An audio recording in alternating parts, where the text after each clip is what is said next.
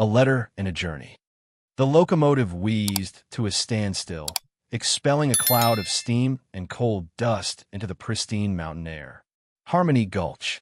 Lily Bellwether alighted, her worn valise feeling far more burdensome than it had that morning. The scent of pine, a stark contrast to the city's grime, did little to quell the anxiety churning within her. The platform stood empty save for a smattering of locals, their gazes fixed on her with undisguised wariness. Their sun-squinted eyes felt like an unwanted touch. Lily managed a weak smile, but faltered, unacknowledged. They were a hardened lot, their countenances reflecting the trials of frontier life. Men in faded work clothes and women in plain, unflattering garments, their expressions as unyielding as the towering peaks surrounding them. A young boy, no more than a toddler, pointed a finger and muttered something to his mother, who swiftly drew him closer, her eyes hardening into flinty chips. Lily gripped the letter in her pocket, her reason for coming, her promise of a new chapter. Now, it felt like thin parchment against the palpable animosity. The depot itself was a ramshackle affair, its paint flaking away like sun-parched earth. A time-worn sign declared, Harmony Gulch, where the West stays wild. A bitter irony. There was scant harmony to be found. She scanned the onlookers, seeking a welcoming face, any sign of recognition. Nothing. The heavy air vibrated with silence, punctuated only by the lonely cry of a distant crow. The townsfolk remained fixed, their quiet observation more oppressive than outright condemnation. At last, a figure separated from the group, tall and powerfully built, yet his posture suggested immense burden. A wide-brimmed Stetson cast his features into shadow. He moved with a measured tread, his boots stirring up small puffs of dust. This had to be him, Jebediah Stone.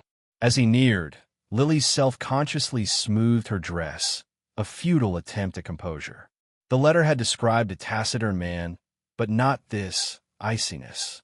He halted a few feet away, his dark, intense eyes locking onto hers.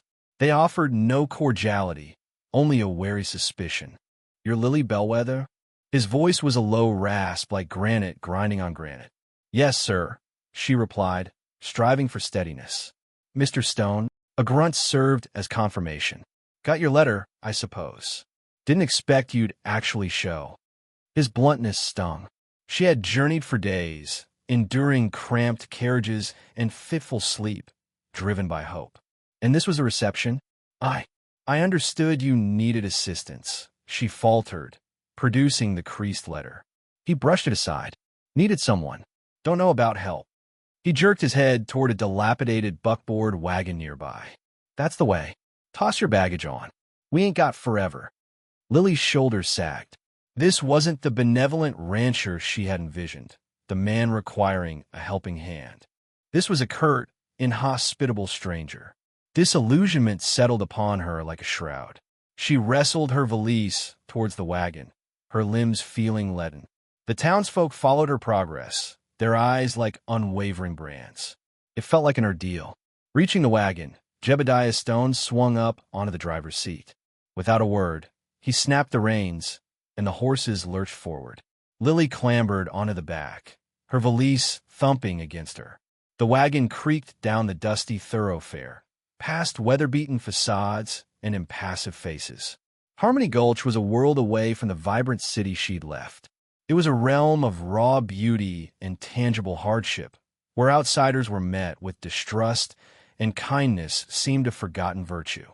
She briefly met the gaze of a woman standing before the general store. The woman's face was etched with worry, but for a fleeting instant, Lily thought she detected something in her eyes, sympathy, perhaps, or even a glimmer of understanding. But the moment evaporated, and the woman retreated into the gloom of the mercantile. The wagon lumbered beyond the town limits, ascending into the foothills. The terrain grew untamed, the trees denser, the silence profound. Lily shivered, despite the afternoon warmth. The atmosphere was thick with unspoken thoughts, with the weight of Jebediah Stone's disapproval. She glanced at his back, his massive frame taut with some inner turmoil. What had she stepped into?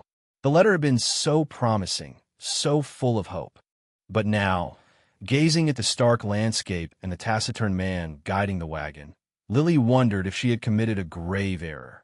As the sun edged toward the horizon, painting the valley in long shadows, a chill intensified the air, bringing a sense of dread. Harmony Gulch was not the sanctuary she had imagined. It was a land of concealed truths and lurking shadows, where aspirations appeared to wither. As the wagon continued its noisy journey, Lily clutched the letter tight in her pocket, her soul linked to the dream that had lured her here. It was a tenuous thread, and she gripped it with all her strength. She had ventured too far to retreat now.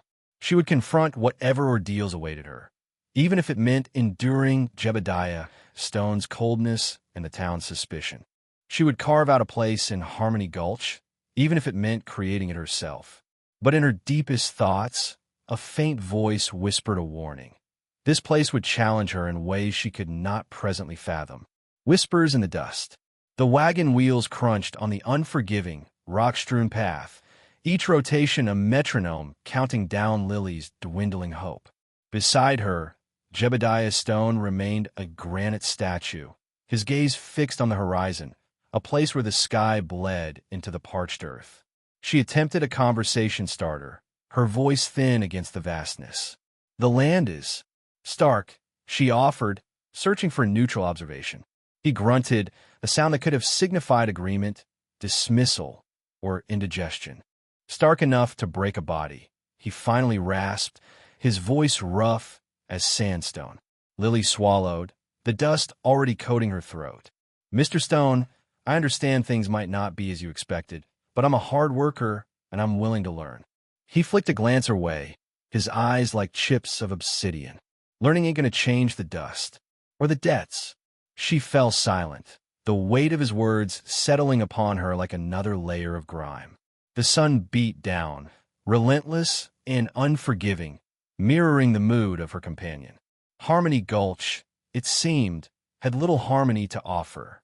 The wagon rumbled into the town proper, a collection of weather-beaten buildings clinging precariously to the edge of nowhere. Wagons were scarce, and the few horses tied to hitching posts looked gaunt. As they passed the general store, two women paused their conversation, their eyes narrowing as they took in Lily's appearance. Jebediah pulled the wagon to a halt outside the saloon, the swinging doors creaking ominously in the sudden stillness. "This is as good a place as any," he muttered, hopping down with a surprising agility for a man of his age. "Get yourself some water." He tossed a coin onto the seat beside her, the metal glinting dully in the fading light. Lily climbed down, her legs stiff from the journey. As she approached the saloon, she could hear the murmur of voices within, punctuated by the clinking of glasses. Hesitantly, she pushed open the doors and stepped inside. The saloon was dim and smoky, the air thick with the smells of stale beer and unwashed bodies. A handful of men were scattered around the room, their faces etched with weariness and disappointment. As she entered, the conversations died down, and all eyes turned to her. She felt a prickle of unease crawl up her spine. She made her way to the bar, her head held high despite the scrutiny. The bartender, a burly man with a handlebar mustache and a suspicious gaze, reluctantly poured her a glass of water. As she drank, she couldn't help but overhear the whispers around her. New blood. A grizzled man with a missing tooth muttered, "What's Stone up to now?" "Heard she's from back east," another replied, his voice laced with cynicism. "Probably thinks she can strike it rich here. More likely she's after Stone's land," a woman hissed, her eyes narrowed. "Gold digger, that's what she is." Lily's cheeks burned with humiliation. She quickly finished her water, placed the coin on the bar, and hurried back outside, the whispers echoing in her ears. Jebediah was nowhere to be seen. As she stood there, trying to compose herself, the wind began to pick up, swirling the dust into miniature tornadoes. The sky darkened, and a low rumble echoed in the distance. A dust storm was brewing. Panic clenched at her throat. She had never experienced anything like this before. The air grew thick with swirling grit, stinging her eyes and clogging her nostrils. She wrapped her shawl around her face, but it offered little protection. The wind howled, tearing at the buildings and whipping the dust into a blinding frenzy. Lily stumbled, her vision obscured by the swirling debris. The town was swallowed by the storm, reduced to a hazy, indistinct blur. She huddled against the side of the saloon, her body trembling with fear. The storm raged around her, a physical manifestation of the town's bitterness and despair. Harmony Gulch seemed determined to bury her alive, to suffocate her dreams beneath a layer of dust and resentment. Just as she thought she could endure no more, she saw movement through the swirling dust. A figure was approaching, its outline blurred by the storm. It was Jebediah, his face grim, his eyes narrowed against the wind. He reached out and grabbed her arm, his grip surprisingly strong. "Get in the wagon," he shouted above the howling wind. "We need to get back to the ranch." Lily didn't hesitate. She scrambled into the wagon, and Jebediah cracked the reins, urging the horses forward. The wagon lurched through the storm, the horses straining against the wind. As they left Harmony Gulch behind, Lily couldn't shake the feeling that she was leaving behind more than just a town. She was leaving behind any hope of a fresh start, any dream of a better life. The dust storm, she realized, was just a prelude to the hardship that awaited her. The unhappy union. The dress felt like donning sackcloth. Not the smooth linen reserved for laying out the blessed departed, but a coarse weave designed to chafe and confine. Mrs. Abernathy, her face a roadmap of empathy Lily couldn't bear, secured the last button. The washed-out gingham, resurrected from forgotten trunk, swam on her frame, its waist cinched with twine that bit mercilessly into her flesh. "There," Mrs. Abernathy offered, patting her arm with a work-worn hand. "You look respectable." Lily faced the fractured mirror. "Respectable?" A wraith stared back, eyes dilated with unease, complexion drained against the harsh fabric. The relentless dust had infiltrated everything, even her resolve. Sleep offered no solace, only visions of swirling ochre skies and the glacial glint in Jebediah's eyes. A wagon rattled up outside. Jebediah. The name turned to bitter powder on her tongue. He bypassed any pretense of knocking, filling the doorway, a dark monolith against the sun. His face a rigid mask. He wore a suit entombed for decades, the material straining across his wide back. "Ready?" he grunted, his voice a monotone void of inflection. Lily gulped, throat constricted. "Yes," she rasped, the word a blatant untruth. The short trek to the church felt like an agonizing pilgrimage. Townsfolk had assembled, their faces canvases of curiosity and judgment. Lily kept her eyes downcast, avoiding their scrutiny, sensing their censure, the silent query echoing. Why would a girl like her bind herself to a man like Jebediah Stone? What secrets shadowed her past? The church, a humble wooden box smelling of dust motes and ancient hymnals, held Reverend Harding, a gaunt figure plagued by a nervous twitch, awaiting at the altar. A heavy quiet descended, punctuated only by the hidden susurrus of crickets. Jebediah steered her forward, his hand a frigid weight clamped on her arm. No glance, no comfort, no smile, just a stoic sculpture of granite. The ceremony passed in a blur, the Reverend's words hurried and impersonal. Lily barely registered the vows, her mind numbed by premonition. The ring, when Jebediah finally unearthed it from his pocket, was a simple, time-worn gold band, as aged as the hand that held it. He forced it onto her finger, the metal a shock of cold. "I now pronounce you man and wife," the Reverend mumbled, dabbing at his forehead. "You may kiss the bride." Jebediah pivoted, his expression blank. He bent, his lips grazing hers in a cursory, dispassionate touch. "Done." Turning to the sparse congregation, Lily caught a flicker of motion near the tree lean bordering the grounds. A solitary figure stood outlined against the sun's glare, his posture radiating quiet intensity. Montgomery. His features were indistinct at that distance, but Lily sensed a profound concern etched within his gaze. He offered no applause, no congratulations, just stood there, observing, his presence a silent, palpable question. A surge of something, not hope, perhaps, but recognition, flared within her. Someone, at least, saw through the charade. Someone understood this wasn't a union, but an imprisonment. Jebediah tugged on her arm, his grip unyielding. "Let's go," he commanded, his voice rough-hewn. He ushered her away from the church, from the prying eyes and strained smiles, from the silent, watchful figure by the trees. As she walked, Lily risked a backward glance. Beau remained, his gaze unwavering. She knew, with a conviction that resonated deep within her, that he wouldn't simply forget her. And somehow, that faint ember of awareness kept her from shattering completely. A tradition of treachery. Jebediah's hold on her arm was a vice. He steered her clear of the dwindling crowd, each departing good wish now feeling like a lead weight dragging her down. The sun, a molten eye in the sky, baked the cracked earth, causing miniature cyclones of dust to spiral around them. He remained silent, offering no comfort, simply hauling her along with the stubborn resolve of a man possessed. "Where are we going?" Lily managed, her voice raw, a consequence of dust and suppressed sobs.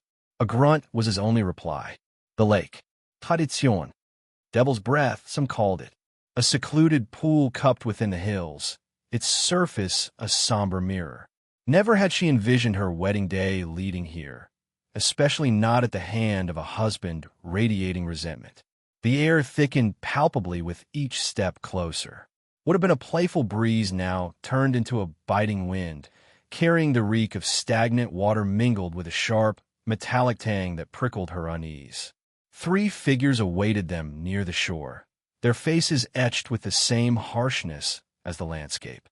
His brothers, she recognized, the family resemblance stark in their granite jaws and flinty eyes. Jebediah halted at the water's edge. The lake's inky surface perfectly mirrored the brooding sky. Finally, he turned, his gaze as cold and sharp as shale. "You know why you're here, Lily?" She shook her head, a cold dread coiling in her gut. "You brought the blight, the first brother, a mountainous figure bearing a scar that cleaved his face, accused, his voice gravelly. Since you came, the land's been bleeding dry." Another, lean and sinewy, stepped forward, his eyes smoldering with animosity. "The wells run barren. The crops wither on the vine. Our herds are skeletal."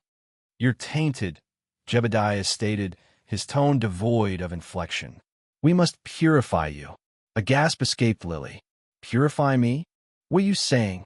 Before she could react, Jebediah seized her, his rough hand clamping down on her arm. The brothers advanced, their expressions grim, their eyes burning with an unsettling zeal. "No, Jebediah, please." She struggled, the voluminous folds of her wedding dress hindering her efforts. Fear, a frigid blade, sliced through her disbelief. They hauled her towards the water, the clinging mud of the bank sucking at her feet. A scream tore from her throat, a desperate sound swallowed by the wind's howl. The icy water shocked her skin as they plunged her in, the heavy fabric dragging her down. "Please, I've done nothing. I don't understand," she choked, gagging on the foul water that flooded her mouth. Jebediah's face remained an impassive mask of grim purpose. He forced her head beneath the surface, the water filling her ears, muffling her cries. Panic seized her, an agonizing need for oxygen searing her lungs. She fought, flailing and clawing, but their combined strength was insurmountable. The world dissolved into a disorienting swirl of darkness. Bubbles, like fleeting hopes, escaped her lips and ascended. She glimpsed distorted shapes above, the blurred and hateful faces of her tormentors, their eyes filled with chilling conviction. This was it. This was to be her end. Not a life of quiet desperation, but a brutal, senseless demise in this godforsaken lake. Just as her lungs screamed for release, as the encroaching darkness threatened to engulf her completely, the pressure vanished. She was being hauled upward, gulping for air, her body racked with tremors. But it wasn't Jebediah or his brothers lending aid. A different set of hands, strong and assured, pulled her, dragging her towards safety. She coughed and choked, her vision swimming, and saw the reflection of sunlight on gleaming leather, the sparkle of a silver concho. A familiar face, etched with worry, solidified into focus. Montgomery, rider on the horizon. The water choked her. Lily clawed at the rough hands holding her down, the murky depths swirling before her eyes. Panic seized her, a cold fist squeezing her lungs. She kicked, a desperate, futile thrashing against the overwhelming force. The lake bottom scraped against her bare feet, a coarse, unforgiving texture. Up was a distant glimmer, a mocking promise of air she couldn't reach. Her wedding dress, a suffocating shroud, billowed around her, tangling her limbs. The silken fabric, meant to be a symbol of new beginnings, was now her instrument of demise. Bubbles escaped her lips, tiny, fleeting testaments to her fading life. She tried to scream, but only water filled her mouth, a bitter, stinging taste. "Help me," she pleaded silently, her mind a frantic prayer. "Somebody please." Her vision blurred, the sunlight fracturing into shimmering shards. The pressure in her chest was unbearable, a searing agony. Black spots danced before her eyes, threatening to consume her completely. She was losing the fight, succumbing to the cold, dark embrace of the lake. Then a sound, a rhythmic thudding that vibrated through the water, growing louder, closer. It wasn't the lapping of waves or the gurgling of the depths. It was a powerful, insistent beat, like the drumming of a giant heart. The world shifted, a sudden eruption of chaos above. Shouts, splashes, the thrashing of bodies. The pressure on her shoulders lessened, the crushing weight lifting slightly. A sliver of hope, fragile but persistent, flickered within her. Through the murky water, she saw a silhouette, a dark shape against the shimmering surface. It was a horse and rider, a centaur-like figure emerging from a sunlit world. The horse, a magnificent buckskin, plunged into the water without hesitation. The rider, lean and strong, his face grimly determined, leaned low in the saddle, urging his mount forward. It was Bo. He didn't hesitate. He spurred Buck closer, the horse's powerful legs churning through the water. With a swift, practiced movement, Bo dismounted, landing in the lake with a splash that sent ripples spreading outwards. He was a whirlwind of motion, pulling Jebediah off her with a force that sent him sprawling. Jebediah's brothers, Silas and Caleb, turned, surprised and enraged. "Get off her!" Bo roared, his voice cutting through the water and the stunned silence. Silas lunged, a hulking figure intent on retribution. Bo sidestepped him with ease, delivering a sharp blow to Silas's jaw that sent him stumbling backwards into the water. Caleb, smaller but quicker, came at him from the side, swinging a heavy fist. Bo blocked the blow, grabbed Caleb's wrist, and twisted, forcing him to his knees. Jebediah, sputtering and furious, scrambled to his feet. "This ain't your business, Montgomery," he bellowed. Bo ignored him, his attention focused on Lily, still struggling in the water. He reached for her, his strong hand closing around her wrist. He pulled her towards him, dragging her through the water. Lily gasped, choking and sputtering, as she broke the surface. Air filled her lungs, a sweet, burning relief. She clung to Bo, her body trembling uncontrollably. "Get her out of here, Bo!" Jebediah yelled, advancing towards them, his face contorted with fury. "She's cursed." She brought the blight. Bo ignored him, his gaze fixed on Lily. "Can you stand?" he asked, his voice rough with concern. Lily nodded weakly, her legs feeling like lead. With Bo's support, she struggled to her feet, the muddy lake bottom sucking at her ankles. They waded towards Buck, who stood patiently, his eyes calm and steady. Bo hoisted her onto the horse, settling her in front of him. He swung up behind her, his arm wrapping protectively around her waist. "We're leaving," he said, his voice low and dangerous. He turned Buck towards the shore. ignoring the furious shouts of Jebediah and his brothers. As they rowed away, Lily looked back at the shore, at the three figures standing knee-deep in the water, their faces twisted with rage and frustration. A shiver ran down her spine, a chilling premonition of the danger that still lay ahead. But for now, she was safe, held in the strong arms of her rescuer, riding away from the darkness and towards an uncertain future. The rhythmic thud of Buck's hooves on the soft earth was a comforting counterpoint to the frantic beat of her heart. She was alive for now, and that was all that mattered. Shelter and truth. The relentless drumming of hooves against the frozen earth was Lily's sole anchor to reality for what felt like an eternity.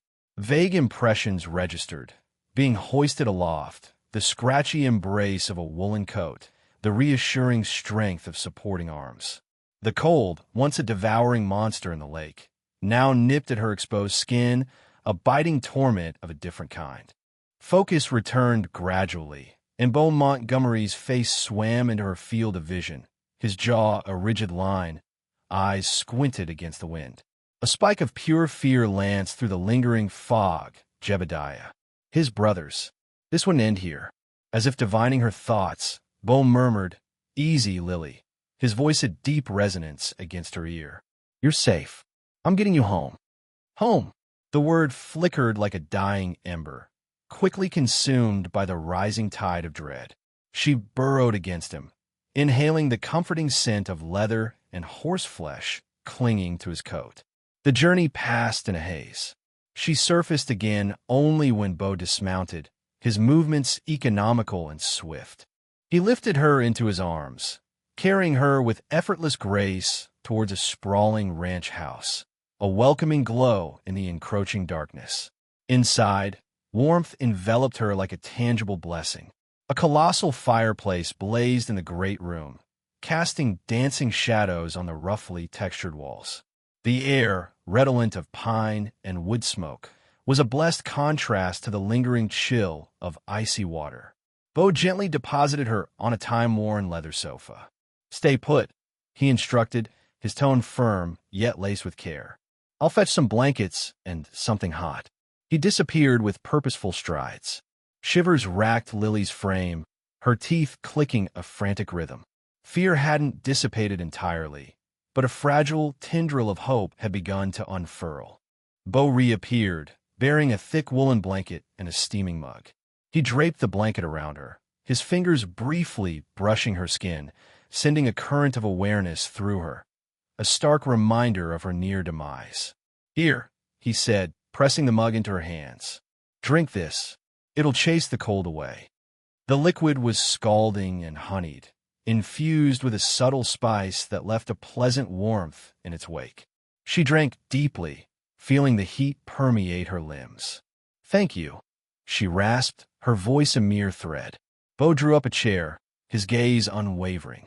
"Tell me what happened out there, Lily," he urged, his voice low and grave. His words were the crack in a dam. The carefully constructed composure she'd been clinging to shattered. Tears coursed down her cheeks as she recounted the past weeks, her voice trembling as she spoke of Jebediah's iciness, his brother's palpable animosity, the escalating torment that had culminated in attempted murder. She recounted her father's passing, the loss of their farm, the desperate search for sanctuary. She explained how she'd answered Jebediah's advertisement, seeking a place to rebuild, to find solace. She admitted her own innocence, the naive optimism that had delivered her into this nightmare. Beau listened with unwavering focus, his expression a closed book. He offered no interruptions, no hollow platitudes. His presence was a steadfast anchor in the tempest of her emotions. When she finished, silence descended, broken only by the fire's crackling symphony. Lily met Beau's gaze, a melange of terror and shame swirling within her. She had exposed everything, laid bare her deepest vulnerabilities. Beau leaned forward, his eyes piercing. "They tried to kill you," he stated, his voice a dangerous whisper. "Those animals tried to drown you." Lily could only nod, speechless. He shook his head, disbelief etched on his features. "I don't comprehend," he confessed. "Why?" They don't want me here, she breathed. Jebediah, he made that abundantly clear. He wants me gone. Boys gaz chapenet. He brought you here, he said slowly, then attempted to eliminate you? What manner of man is that? Lily remained silent. She had no answer. She'd arrived in Harmony Gulch, anticipating a fresh start, a chance to cultivate a new life. Instead, she'd stumbled headlong into a quagmire of ill will and lies. Beau rose, his movements sharp with purpose. He traversed the space before the hearth, his brow furrowed deep in thought. Lily, he said, halting before her, everything they've been whispering. It's untrue, isn't it? She looked up, startled. What do you mean? They claim you're a fortune hunter, a manipulator, he articulated, his voice gentler now. That you arrived here intending to bleed Jebediah dry. Lily shook her head with fierce conviction. That's a lie, she declared, her voice gaining strength. I wasn't even cognizant of his wealth. I simply desired a place to call home, a sense of belonging. Beau scrutinized her face, his eyes probing. After an extended pause, a slow smile illuminated his features. I believe you, he declared. I believe you, Lily Bellwether, standing for Lily. Before the sun had fully breached the horizon, the dancing dust devils had already begun their swirling performance. From Beau's porch, Lily observed the unsettling ballet, her grip tightening on a steaming mug, anxiety constricting her chest. Sleep had eluded her. Neither the borrowed flannel nor the unfamiliar room could quell the turmoil of recollection. Then she spotted them. A cluster of riders, dark silhouettes against the paling sky, barreling toward the ranch. Jebediah led the charge, his imposing bulk unmistakable even at a distance. His brothers flanked him, a somber, resolute assembly. Lily's breath caught. They're here, she murmured, more to the dawn than anyone else. Beau emerged, shrugging into his coat. He followed her gaze, his jaw hardening. Stay inside, he instructed, his voice a low, grounded directive. She refused with a shake of her head. I won't cower.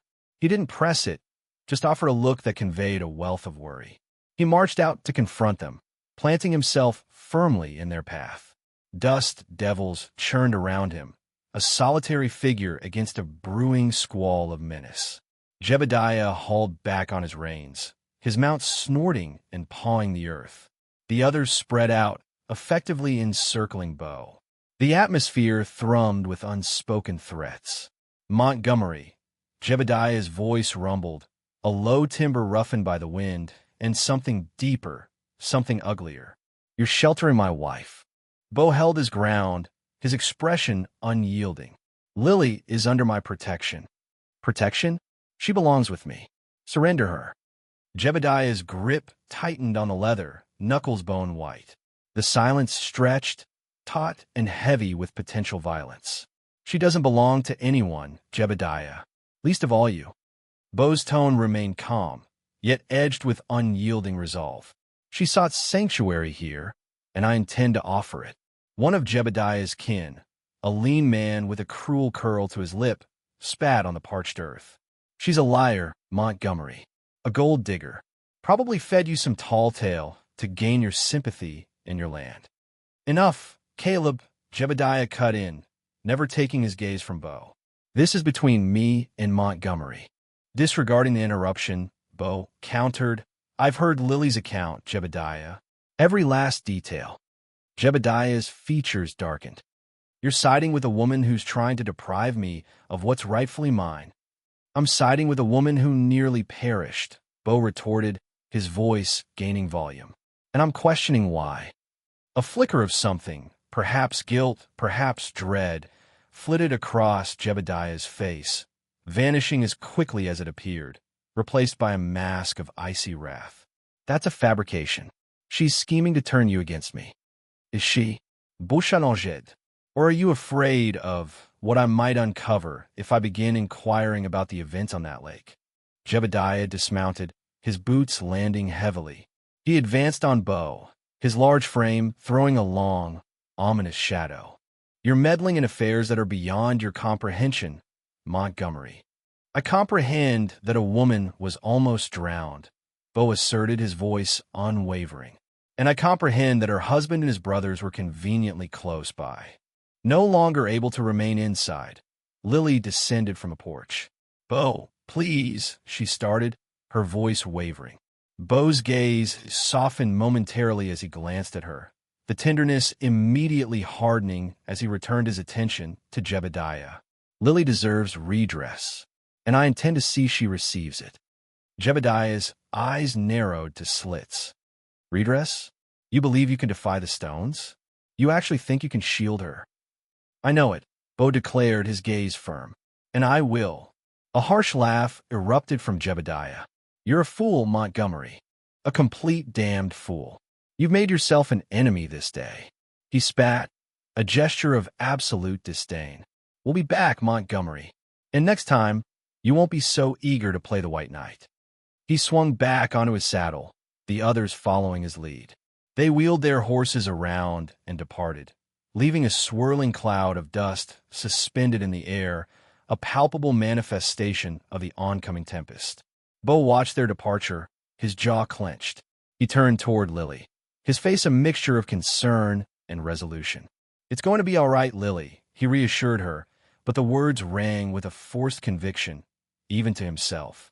I promise you, I'll prove your innocence and their guilt, unmasking the deceiver. The air in Harmony Gulch hung thick with dust, each swirling gust a reminder of the parched earth and dwindling hope. Jebediah's accusations still stung, a barb lodged deep in Lily's heart, but Bo's unwavering belief gave her strength. He wouldn't let her drown in their lies. Something doesn't sit right, Bo said, his gaze sweeping across the desolate landscape. This drought, it's hit Harmony Gulch harder than the surrounding towns. He spent the morning questioning townsfolk, his easy charm disarming their initial reluctance. He listened to tales of failing crops, dried-up wells, and mounting debts, each story painting a grim picture of desperation. But Bo wasn't just listening to the words.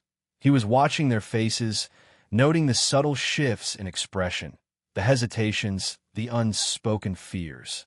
His investigation led him to Old Man Hemlock, the town's former water diviner. Hemlock, a wizened man with eyes that held the wisdom of the desert, confirmed Bo's suspicions. The underground springs ain't dry, son. I know it. Been divining water in these parts for 50 years. Something's blocking it, or someone's talking more than their share. That night, under the cloak of starless sky, Bo set out to find the source of the imbalance. He knew the stones held vast tracts of land, their influence reaching every corner of the gulch. He started with their property, his horse a silent shadow against the moonlit plains. He followed the dry creek bed that once fed the town, its cracked earth a testament to the missing water. Hours passed, the only sound the rhythmic beat of his horse's hooves and the mournful howl of a distant coyote. Then he saw it, a glint of metal half buried in the sand. He dismounted, his fingers scraping away the loose soil. A valve, a large, industrial-grade valve connected to a hidden pipe. His gut clenched. This wasn't just a small diversion. This was a systematic theft. Following the pipe, he discovered it led to a concealed reservoir, tucked away in a natural depression shielded by a cluster of jagged rocks. The reservoir was overflowing, gallons upon gallons of water, hoarded while the town withered. Rage simmered within him, hot and volatile. He knew what he had to do. The next morning, Bo gathered the townspeople in the dusty square. The air crackled with tension, Jebediah and his brothers lurking on the fringes of the crowd, their faces tight with suspicion. I've been investigating the drought, Bo announced, his voice resonating across the square. And what I found is a betrayal of this entire community. He recounted his findings, detailing the hidden pipe, the valve, the overflowing reservoir. He spoke with a quiet fury, his words painting a damning picture of greed and deceit.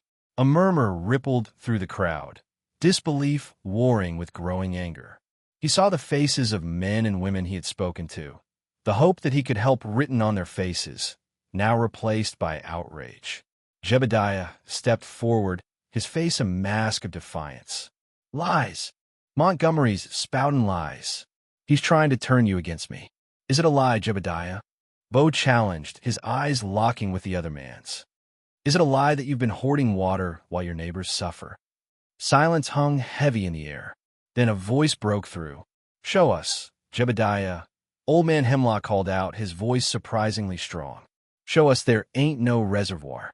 Jebediah hesitated, his gaze darting from face to face. The jig was up. The crowd surged forward, their anger now a palpable force. They marched towards the Stones' property, Bo leading the way. When they reached the hidden reservoir, the sight of the overflowing water ignited their fury. You did this to us? A woman cried, her voice laced with anguish. You let our children go thirsty? The crowd turned on Jebediah, their accusations sharp and unforgiving. The Stone brothers tried to intervene, but they were outnumbered, their protests drowned out by the roar of the angry townspeople. Bo watched as Jebediah, the man who had accused Lily of bringing misfortune, was now himself the target of their collective wrath. The tide had turned. He glanced at Lily, standing on the edge of the crowd, her face etched with a mixture of relief and sadness. The truth was out, but the scars of the past would take longer to heal.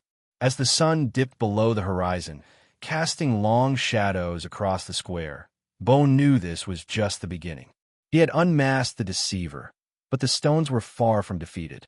This was a war, and he had just fired the first shot. A new beginning. The apologies came like a summer storm after a long drought. Intense, overwhelming, and ultimately cleansing. They arrived at Lily's doorstep in a hesitant trickle at first. Martha Owens bearing a freshly baked apple pie, her eyes red-rimmed. We were wrong, Lily, she confessed, her voice thick with shame. So wrong. We should have listened. Then came Sheriff Brody, his hat clutched in his hands, his usual bluster replaced with genuine remorse. He spoke of the fear the Stones instilled, the years of quiet obedience that had calcified into a collective blindness. He promised to uphold the law, to protect Lily from any further harm. The trickle became a flood. Townsfolk lined up outside the small cabin Bo had secured for her, offering not just apologies, but practical help, sacks of flour, bolts of fabric, promises of assistance with the parched garden. Lily, her heart aching with a mixture of relief and lingering bitterness, accepted their offerings with quiet dignity. The fear in her eyes didn't vanish entirely, but it was tempered now by a spark of hope she hadn't dared to feel before. Bo watched from the porch, his presence a silent reassurance. He saw the weight lift from Lily's shoulders, the tentative smiles that bloomed on her face as she interacted with the townspeople.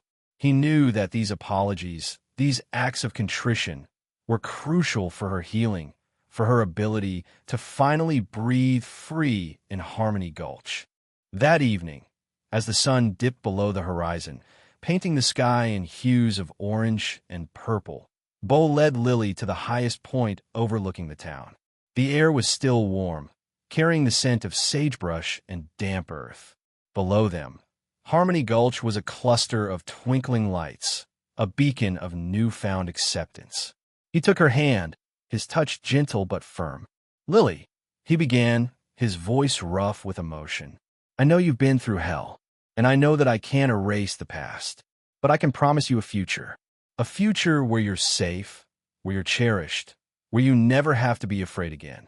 He paused, his gaze locking with hers, his eyes filled with a love that transcended words. Marry me, Lily. Let me build that future with you. Lily's breath caught in her throat. Tears welled in her eyes, blurring her vision. She hadn't dared to dream of such a thing, of such a profound connection after the darkness she had endured. Bo, she whispered, her voice trembling. I don't know what to say.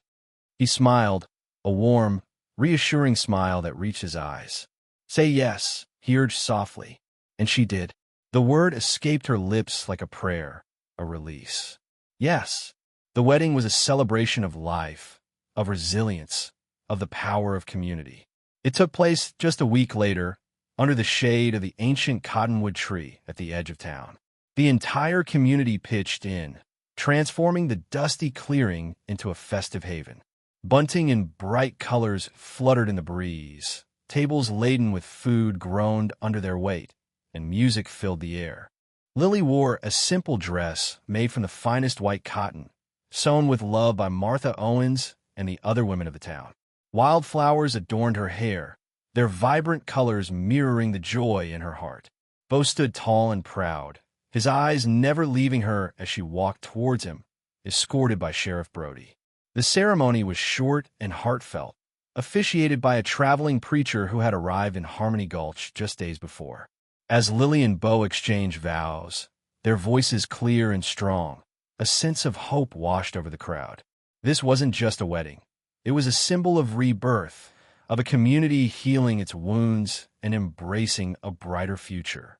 When Bo finally kissed Lily, sealing their union, the crowd erupted in cheers. Children ran through the crowd, scattering flower petals. Laughter and music filled the air as the celebration continued late into the night. Lily, surrounded by newfound friends and the love of her life, felt a sense of peace she had never known before. The stones loomed in the background, of course, a dark cloud on the horizon. But tonight, at least, their shadow couldn't touch her. Tonight was a new beginning,